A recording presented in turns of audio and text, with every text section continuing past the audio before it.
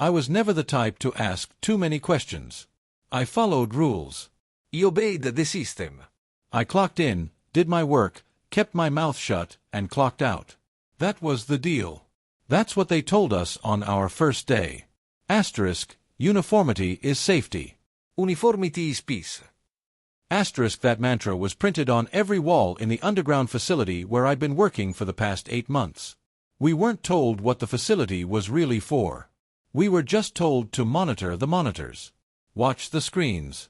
Record anomalies. Don't ask questions. They also said, asterisk, we're all the same down here. Asterisco. It was supposed to be reassuring. It was supposed to mean there were no outsiders. No threats. No special treatment. But they lead. The first sign that something was off came during my night shift last Thursday.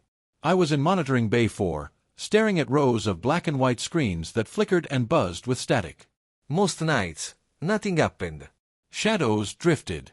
Air ducts rattled. Sometimes you'd catch a glimpse of a rat crawling along the corner of a hallway. But last Thursday, screen 27 showed something new. It was subtle. Just a figure standing at the end of corridor H, barefoot. Hair damp, clinging to its head like seaweed. I leaned in. The figure didn't move. Didn't blink. It just stood, partially hidden in the shadows, its face obscured by the grain of the screen. I checked the timestamp. 2:17 di notte. I checked the logs. No one was authorized to be in corridor H at that hour. I radioed control. Got static in return. That wasn't normal either. I waited for movement, any sign of identification, but the figure stayed rooted in place, still and silent. I didn't sleep after that shift. The next day, I brought it up with Alex, the only coworker I could remotely call a friend in that place. He was 2 years into the job, sharp, sarcastic, and always a little too curious for his own good. Figure in H corridor, he repeated, raising an eyebrow. Did you report it? Tried. Radio was dead. Screen was glitchy. I've never seen anything like that before. He smirked, but it didn't reach his eyes. That's because you haven't been here long enough. What's that supposed to mean? Alex hesitated, then leaned in closer, lowering his voice. Every now and then, people see things. Always in the deeper levels. Always when comms go out. And then someone gets transferred. Transferred where? He paused. Down. My stomach turned. You mean lower floors. I mean below the lowest floor. Sublevel D. The place we're not supposed to talk about. I laughed, but it sounded fake in my own ears. That's just a myth. There's no floor below D. We'd know. Alex didn't smile. Would we? They said we're all the same down here. But I've met people who changed after being transferred. Started talking differently. Eyes glazed. Skin strange. You'll see. I didn't want to believe him. But something about his tone stuck with me. I didn't see the figure again for 3 nights. Then, on Sunday, it appeared on screen 12, this time closer. Standing in a hallway, I recognized just 3 levels down from where I was. The lights around it flickered, then dimmed. It took a step forward. I leaned in, squinting. The figure's face began to sharpen into focus. And what is how made my blood run cold?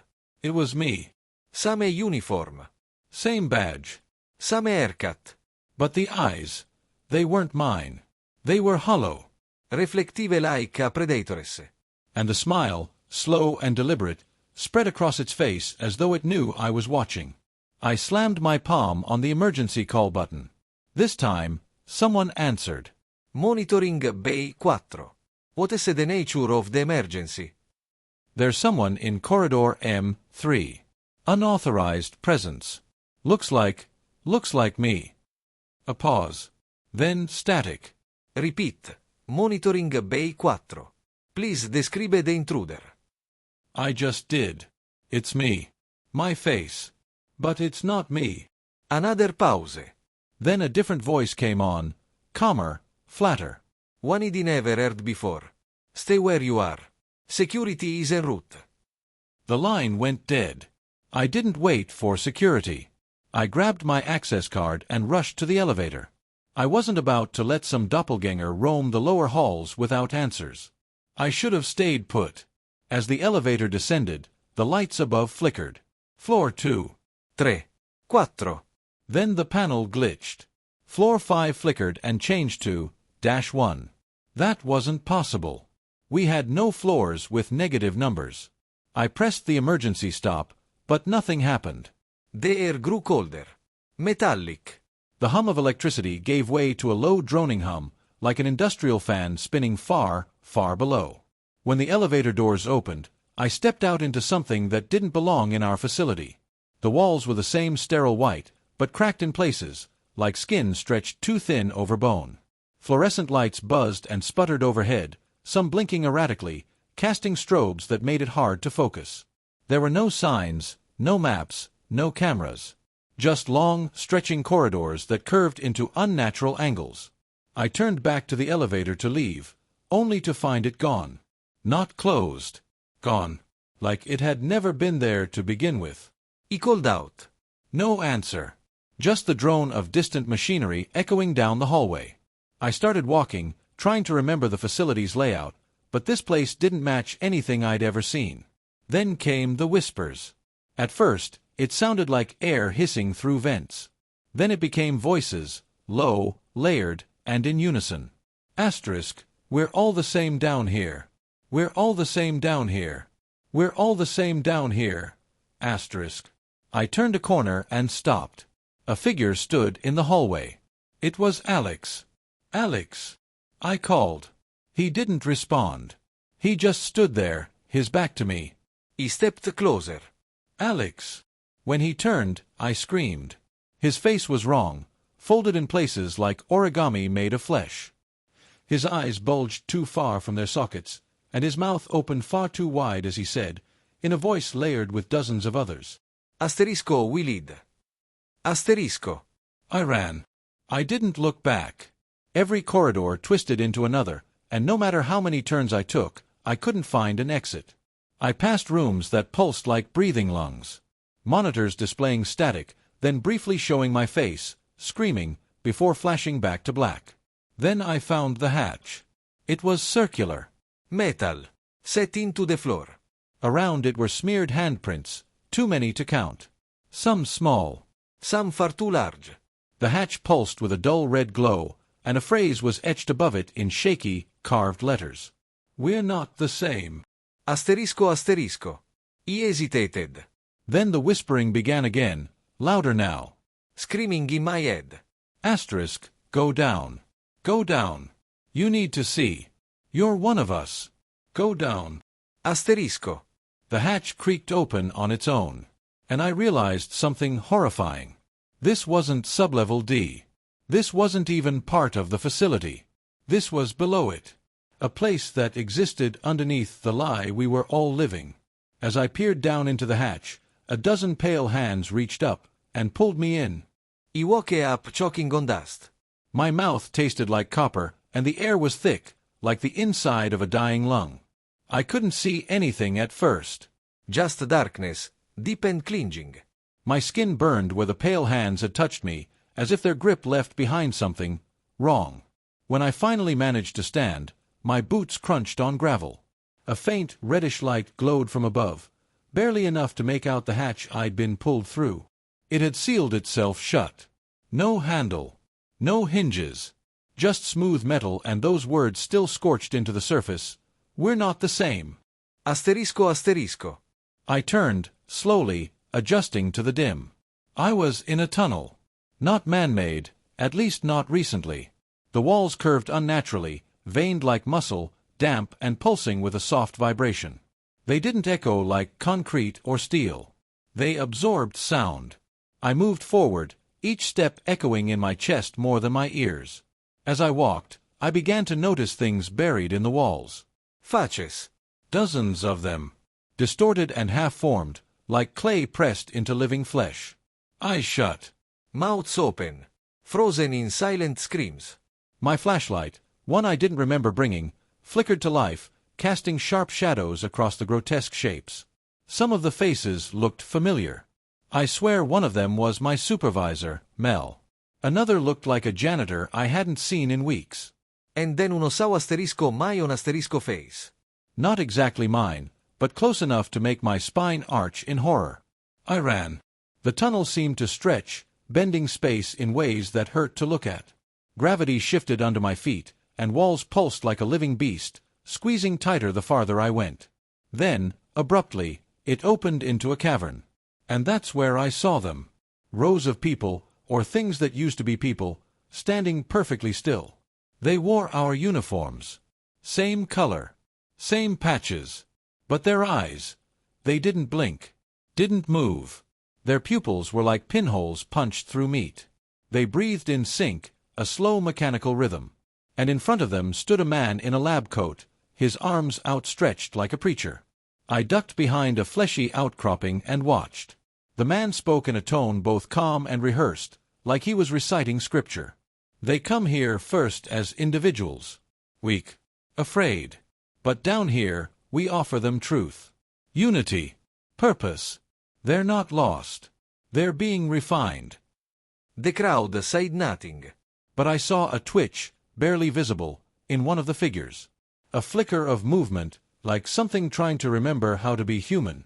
He continued, walking slowly down the line. Above, they think they're safe. They think uniformity is just about procedures and quotas. But the real sameness, the true sameness, requires sacrifice. Your faces, your thoughts, your names, they mean nothing here. The crowd tilted their heads in unison, like marionettes yanked by invisible strings. I backed away, careful not to make a sound, when I stepped on something soft. It crunched beneath my foot. I looked down and nearly screamed. It was a finger. Fresh. Behind it, a trail of blood snaked along the cavern floor, disappearing into a side passage. Something in me, the last stupid piece of compassion I had left, followed it. It led to a door. Areal 1 this time. Rusted metal. Labeled asterisco asterisco level X, isolation bay 3 asterisco asterisco. The keypad beside it was shattered, but the door creaked open with a soft push. Inside, a woman sat curled in the corner. Her face was bruised. Pale. Her eyes snapped to me the moment I entered, wild and terrified. No, no, don't let them see me. Don't open the door again. I raised my hands. I'm not one of them. I saw the hatch, the tunnels, the preacher guy. What is this place? She stared, like she didn't trust her own hearing. You come asterisco through asterisco the hatch. I nodded. You're not supposed to survive that. I stepped closer. Who are you? Dr. Emery, she whispered. Behavioral analysis. Used to work upstairs. Until I started asking questions. What kind of questions? Her lip trembled. About the disappearances. About the changes. About how the facility keeps running with fewer and fewer people. They told me I was being transferred. But it wasn't a promotion. It was a purge. She stood on shaky legs, moving toward me. They're not human anymore, she hissed. Something broke through the lower tunnels years ago. Something they were digging for but never truly understood. It found them. It took them. And now it wears their skin. I swallowed hard. That man, the preacher, what is he? Dr. Klein, she said. Used to be head of neurochemical research. Brilliant. Cold. He thought the thing could be contained. Studied. Used. She pointed to her temple. Now he speaks for it. The room shook, hologram echoing through the walls. She froze. They know you're here. How do we get out? There's a lift in the old quarantine wing. Hidden. Abandoned. But if it's still functional. Another tremor. This time louder. They're coming, she said, grabbing my wrist. Run. We sprinted out of the room and back into the tunnel. From behind us, distant shrieks echoed. Inhuman. Hungry. I didn't dare look back.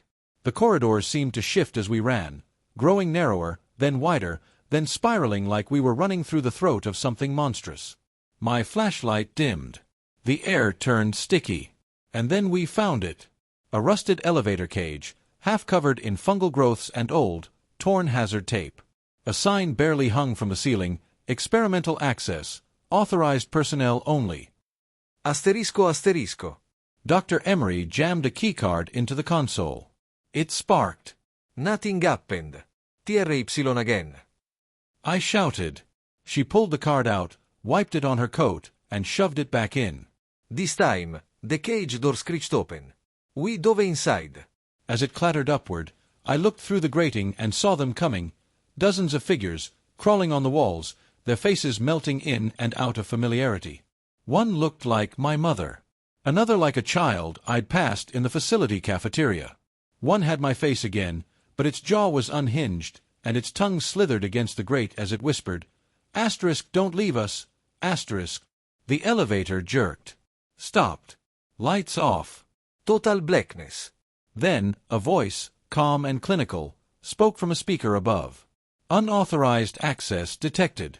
Return to assigned sector immediately." Asterisco asterisco. I banged the panel. We're not infected. "Let us out." But the voice repeated, "Return to assigned sector immediately." Return to Same. Return to Same. Return to Same. Asterisco asterisco. The words looped like a broken record. Then the elevator dropped. We screamed as the floor yanked from beneath our feet. A blur of lights. Then a crash. Darkness again. I woke first. Bruised but breathing. The elevator was tipped on its side, crumpled like a tin can. Dr. Emery groaned beside me. I pulled her out, and together we crawled into yet another hallway, this one even more twisted. Roots grew from the walls. The floor pulsed with veins. And then we saw the door. Still. Clean. Perfect. Labeled. Asterisco asterisco admin oversight. Level 0 asterisco asterisco. We had somehow made it above.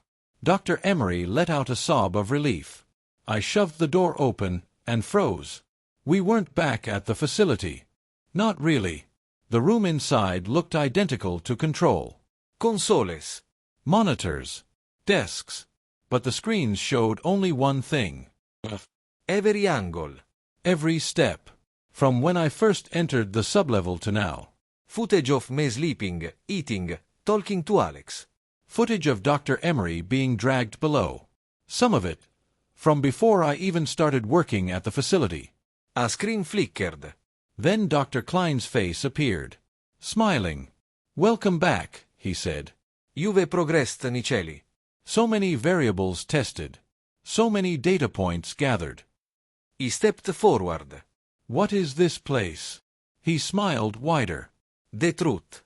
The real facility isn't above. It's below. Always has been. Everything else is a test chamber. And you, well. You've proven very adaptable. Dottore Emery gripped my arm. He's lying. "I never lie," Klein said. "Asterisk, we're all the same down here. Asterisk, you just didn't believe it yet. But now you're ready." I looked at the screens again. One showed me standing in this very room. Then another showed me, still trapped in the tunnel, screaming. Another showed me, walking through the cafeteria upstairs. Another me, in monitoring bay 4, calmly taking notes. How many?" "As many as needed," Klein said. Fragments. Copies. Rewrites. We're not bound by linear identity anymore. You're free. I backed away. He won't out. "There is no out," Klein said softly. "There never was. There is only integration." The lights dimmed. The walls pulsed. And from the darkness, I heard the whispering again, no longer distant. Closer now. Surrounding me. "We're all the same down here. We're all the same. We're all the same." Dr. Emery screamed. And something opened its eyes behind the glass. Dr. Emery's scream didn't echo. It vibrated. The room wasn't absorbing sound anymore. It was feeding on it. The fluorescent lights above buzzed like insects trapped in glass tubes, flickering in time with her cries. I pulled her away from the glass wall where the thing had opened its eyes. We both stumbled backward, but no matter how far we moved, those eyes stayed on us. Unblinking. Watching. They weren't human eyes. They looked like someone had hollowed out the sockets and stitched in tiny obsidian marbles that shimmered with something alive. They reflected not just our images, but something deeper. Our fears. Our lies. Our doubles. On one of the monitors, I watched myself glitch. It was subtle. Just a flicker. One frame of my doppelganger in monitoring bay 4 standing still. The next, head twisted backwards, spine bent like wet rope. The frame jumped, and he was back to normal. Still, calm. Writing a report. Those aren't security feeds, I whispered. They're simulations. Dr. Emery's breath came in sharp, ragged gasps. They're not simulations. They're feeds from parallel constructs. Not metaphorical. Literal. The entity, it doesn't operate on our perception of time or identity. It copies. Tests. Refines. You've been living in one of its layers. I stared at the monitors, trying to make sense of it all. The idea that I wasn't real, or at least not the first version of me, stabbed into my brain like glass shards. What if every decision I ever made, every memory, every moment, had all been fabricated as part of a maze? I felt a strange chill at the base of my neck, like someone had opened the top of my spine and whispered directly into my skull. Asterisco, you were never the original. Asterisco. I turned around. The voice hadn't come from Dr. Emery. It hadn't come from anywhere. It had entered me. One of the monitors began to crackle and warp. The screen blurred, and a face began to form behind the static. It was me, but more decayed. Pale, sunken eyes, black ooze leaking from the nose and ears, lips stitched into a tight, bleeding smile. It leaned forward against the glass, staring at me like a disappointed parent. I tried to save us, it whispered. No, I said, voice shaking. You're not me. It smiled wider. We were the same. But then you chose fear. You cause asterisco difference. Asterisco. I grabbed the nearest metal rod from a utility rack and swung it into the monitor. Glass exploded, sparks flying, the image vanishing in a blink. The hum of the room quieted for a moment, but only for a moment. Then the lights went out. Pitch black. Not darkness like you get when the sun sets or the lights go out in a building. No. This was the absence of light as a concept. The kind of darkness that made you feel like you were shrinking, like your body was collapsing in on itself and your thoughts were no longer your own. I couldn't hear Dr. Emery anymore. Couldn't feel her near me.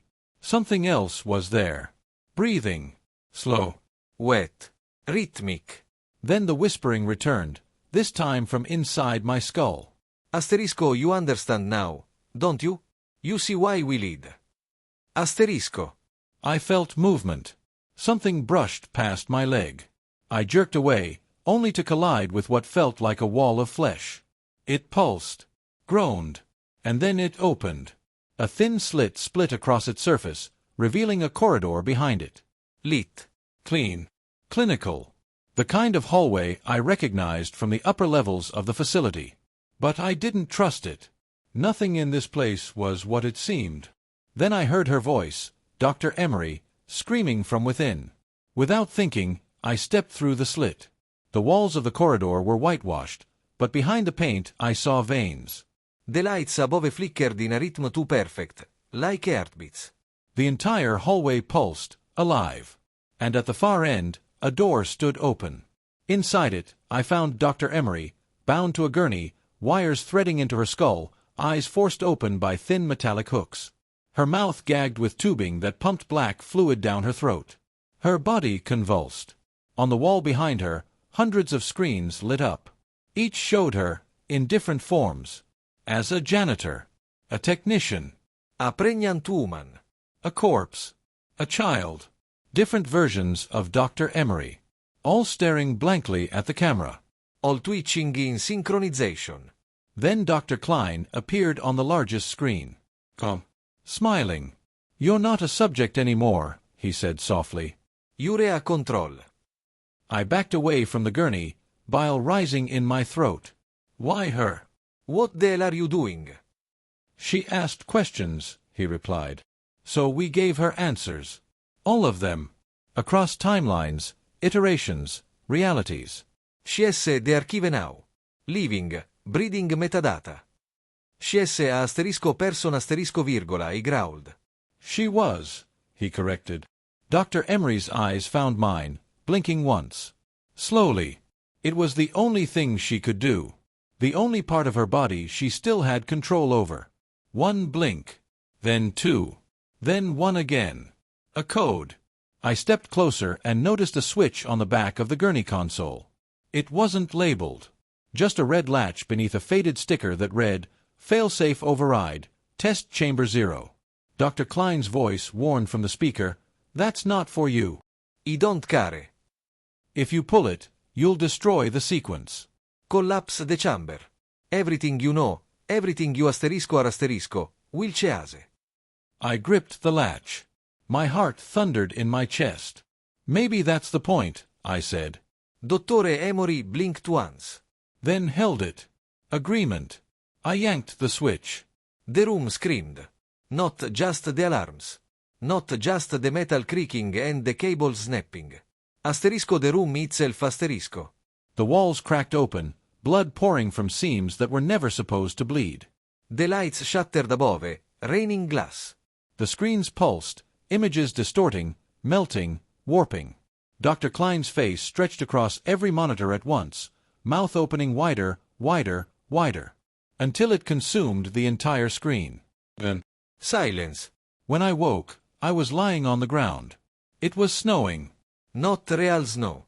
Ash. Falling in soft flakes across a desolate field of steel and bone. I was outside. Above ground. At least, I thought I was. The sky was gray and pulsing. The wind didn't make sound, but my skin felt the vibrations. In the distance, a skyline stood, twisted buildings spiraling like teeth from the earth. Dottore Emory lei beside me. Alive. Eyes closed, breathing shallow. She stirred. Did we make it? I looked at the horizon. I don't know. Behind us, the facility was gone. In its place stood a monolith, black, pulsing, humming a low vibration that felt like language. The same words, again and again. Asterisco vireol desame. Vireol desame. Vireol desame. Asterisco. But this time, it didn't sound like a lie. It sounded like a asterisco warning. Asterisco. A door opened in the base of the monolith. No light came from within. Just darkness. Dottore Emory gripped my hand. If we don't go in, they'll come for us. We looked at each other. And then, together, we stepped inside. The inside of the monolith wasn't darkness. It was memory. Not my memory, but an amalgamation of countless lives, compressed into an impossible space. As Dr. Emery and I stepped through the doorway, we weren't just walking into a room, we were entering perception. The walls weren't made of stone or metal, they pulsed with shifting scenes, each surface like skin stretched across time. I saw flickers of places I'd never been, events I'd never lived, faces I didn't recognize but knew, deep in my bones. "What is this place?" I asked aloud, my voice sounding warped, like it passed through water. Dr. Emery stood frozen, staring at a panel on the wall. It showed her, except younger. Smiling. Holding a child. "That's not real," she whispered. "I never had a daughter." The scene played anyway. The child ran to her. She laughed. It was warm, soft, realer than anything we'd experienced below. Dr. Emery reached toward it, and the wall pulsed, rejecting her hand. The image vanished. And then screamed. The scream wasn't hers. It wasn't mine. It was everything. Every consciousness trapped inside this monolith, shrieking in unison, longing to be remembered. The floor beneath us rippled like water, revealing what lay beneath, thousands of bodies suspended in fluid. Some twitched. Others were frozen mid-expression. All connected by wires that threaded into their skulls and disappeared into the ceiling. "Those are the others," Emery said slowly. "The ones they copied." I nodded, feeling the cold truth press in. "And if this place stores the data?" She turned to me, eyes wide. "Then it stores the original too." We walked deeper. The monolith didn't have corridors. It created them as we moved. Each step was a choice, and the monolith responded by shaping reality around it. That's how it read us. Not by scanning us physically, but by measuring our decisions. Left or right. Fear or courage. Obedience or deviation. It was a test. Still running. Still refining. Eventually, we reached a chamber that felt final. A cathedral-like space, endless in height, lit by the soft glow of neural strands that spiraled like galaxies overhead. In the center stood a massive pod, cylindrical, humming with slow, pulsing light. Inside, suspended in blue fluid, floated a man. I recognized him immediately. He was me, but older, weathered, scarred. Tubes fed into his spine, his arms, his neck. His face twitched every few seconds, lips mouthing silent words. Dr. Emery stepped forward and read the plaque welded into the base of the pod. Asterisco asterisco subject 0 asterisco asterisco. Asterisco asterisco asterisco conscio score. V1.0 asterisco asterisco asterisco. Do not awaken. My knees nearly gave out. Discantibi reali mattered. I'm real. I have memories. I have scars. I have. But even as I spoke, I felt a strange tug, a sensation pulling at the back of my mind, like threads unraveling. Doubts flooded in. I tried to remember my first day at the facility, what I ate that morning, what the weather had been, but the details slipped like sand through my fingers. Because you were never meant to leave, Emery said softly. You're an iteration. A fail-safe. The real you is asterisco ir asterisco. They kept him locked away while testing thousands of you in simulated layers. For what? I snapped. What could possibly be worth all this? She turned. To find out what version of you is most obedient. Which identity bends. Which identity breaks. I looked up at myself, floating in that tank like a failed god. No, he whispered. I'm asterisco not asterisco a copy. I'm not a test subject. I'm me. Then the pod's lights began to pulse faster. Dr. Emery stepped back. What did you do? I didn't touch anything. But something had shifted. The monolith asterisco new asterisco we found subject 0. And it was reacting. The humming deepened into a growl. The chamber shook. Panels peeled back from the floor, revealing claws, metallic appendages unfolding like spiders. They began to descend from the walls, from the ceiling, from the floor, centipede-like machines skittering toward us. They're going to erase us, Emery shouted. Then we wake him, I said, rushing to the console near the pod. It says do not. Exactly. They don't want him awake because he still remembers what he really is. The console had no buttons, just a biometric plate. He placed my hand on it. It accepted my touch. The fluid in the pod drained. Subject 0 opened his eyes. Everything stopped. The machines froze mid-step. The walls pulsed once. Then again. Then went still. And in my mind, a voice boomed, not a whisper, not a hallucination, but a command. Asterisco asterisco convergence initiated. Asterisco asterisco. The man in the pod blinked. Looked around. Then his eyes met mine. Which version are you? He asked, his voice hoarse, but calm. I don't know, I admitted. He nodded. Good. That means you're close. To what? Integration. The point where the layers collapse. Where I stop dreaming and start choosing. He stepped out of the pod. Fluid dripped from his body, but he walked like he'd never forgotten how. The cables pulled free from his skin with a wet snap. Each step he took shook the entire monolith. Jure me, he whispered. No, he said. Jure asterisco me. Asterisco a reflection. But you passed the threshold. What threshold? He looked at Dr. Emery. I cose defiance. That was the last test. All the others obeyed. Or ran. Or broke. She nodded slowly. And now? Subject 0 smiled, and it was the first real smile I'd seen since this began. Now we burn it down. The chamber lit up as red sirens began to spin, and from the monolith's walls, a synthetic voice began to shriek. Asterisco asterisco escape condition detected. Breaking. Collapse in 120 seconds. Asterisco asterisco. Go. Subject 0 shouted. There's a corridor behind the tank. It leads outside. Really outside. What about you? I asked. I have to finish the loop. He reached down and picked up a shard of the console's interface, a blade of pure data, and jammed it into the base of the tank. The floor cracked. Light burst upward in geysers of static and flame. Dottore Emory pulled me. We ran.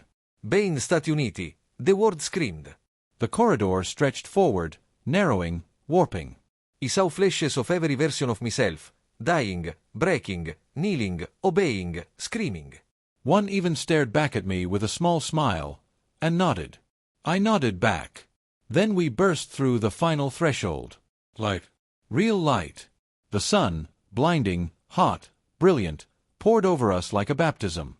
We collapsed into a field of black glass that stretched for miles, littered with broken machinery, skeletons, cables still twitching like worms. Above us, the sky churned, not with clouds, but with code. And Bane Stati Uniti, the monolith screamed one final time. Then it folded in on itself. Vanished. And all was still. We lay there for what felt like hours, breathing the first air that didn't taste like metal or lies. Finally, Dr. Emery looked at me and said, "If that was the real world, then what the hell comes next?" I stared at the sun. I think we find out who built the first lie. The whole had changed. I could feel it even before I opened my eyes that morning.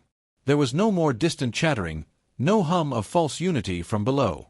Just silence, like the earth itself was holding its breath. My clothes still smelled of soil and rot. The dreams were getting worse too. In them, I wasn't me anymore, I was them. Speaking in their hive-like cadence, feeling what they felt. That awful, insatiable hunger for sameness. I stumbled out of bed, body aching, throat dry. My apartment was no longer safe.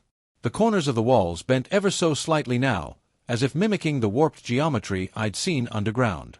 My fridge hummed, but not with electricity, with breath. Every mirror reflected something just a fraction slower than me. I no longer trusted the reflection. That morning, I found a note under my door. No envelope. No writing on the front. Just a neatly folded sheet of old paper. The kind that crumbled at the edges when touched. My fingers trembled as I opened it. We're almost there. Just one more edition. You'll understand. It's beautiful. Don't be afraid. It wasn't signed. But I didn't need it to be. I knew it came from them. The worst part was that I felt a pull. A part of me wanted to go back. Not because I was curious. Not because I wanted answers. But because deep inside me, some parasite had taken root. Something whispering, "You're not whole until you join us." I fought that urge all day. Sat with every light on. Every window open. I drank hot coffee and listened to loud music, desperate to stay grounded in reality. But when night came, I was already putting on my boots again. My flashlight. A rope. I don't even remember packing them. My body moved on its own. The walk back to the field felt like passing through layers of existence. Everything was quieter. Fazie. Streetlights dimmed the closer uno got, flickering like hesitant tufts. The grass at the field was longer now, wild, sharp, whispering secrets in a tongue only the infected could hear. I didn't bother fighting anymore. My feet moved faster as I approached the hole. Except there was no hole. Just earth. Undisturbed. No trace of the excavation. No beams. No ladder. Like it had never existed. I stood there, dumbfounded, as panic and obsession clawed at me. Asterisk, where did it go? Where are they? Asterisk, had it all been a dream? No. Because then I heard it, a low hiss. Not from below, but from the trees behind me. I turned slowly, and saw them. 5 of them. Faces I recognized. Ellen. Yasmin. The others. Their skin looked like wax now, stretched thin over twitching bones. Their eyes were too large, black and wet, no longer human. And their mouths, they didn't move when they spoke. The sound came from inside my own head. You left Stati Uniti. You tried to be different. You still think you're above. I backed away. But the ground beneath me gave a soft groan. I looked down and realized this wasn't just soil. It was breathing, pulsing. The earth had become one of them. The entire field was alive. I ran. I didn't think, just turned and ran toward the tree-line. Branches tore at my face and clothes, but I didn't stop. I heard them behind me, not footsteps, no, more like a slithering. A merging with everything they touched. Like the world itself was folding into them. Eventually, I burst into the road. Cars. Headlights. Real sounds. Real people. The light hurt my eyes, but it grounded me. I flagged down a car, a rusted old pickup driven by a woman in her 50s who stared at me like I was insane. Maybe I was. "Please," I gasped, "drive." She didn't ask questions. Maybe she'd seen others. Maybe she was one of the few who still knew something was wrong with this place. She dropped me off 2 towns over, and I spent the night in a 24-hour diner, watching the door, waiting for the whisper to come back. But it didn't. Not fully. Just faint echoes. Weeks passed.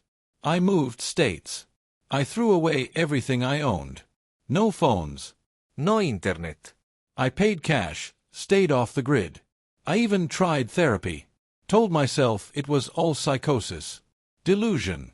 A very elaborate breakdown. But then last night, I saw the ad. Printed in a local paper I never subscribed to. Just one teeny box, almost invisible. It read, Down beneath, we find truth. "One voice. One love. One us. Volunteers welcome. No address. Just coordinates." I looked them up. It pointed to a forest 2 hours from here. I thought about ignoring it. I really did. But I knew that was pointless.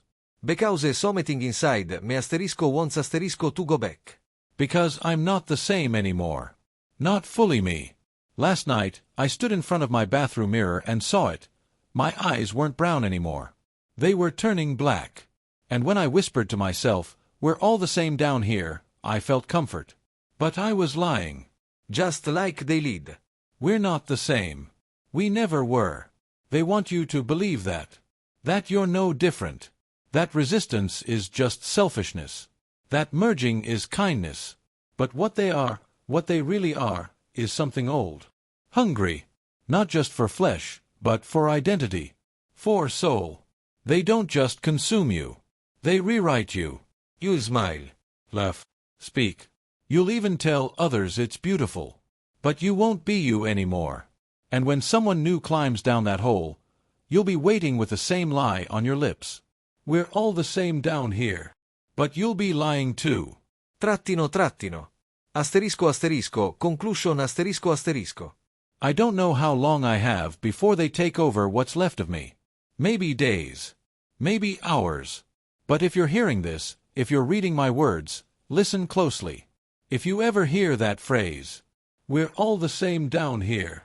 Asterisco asterisco. Run. Don't look back. Don't believe it. Because once you go down far enough, asterisco asterisco you don't come back up as you. Asterisco asterisco.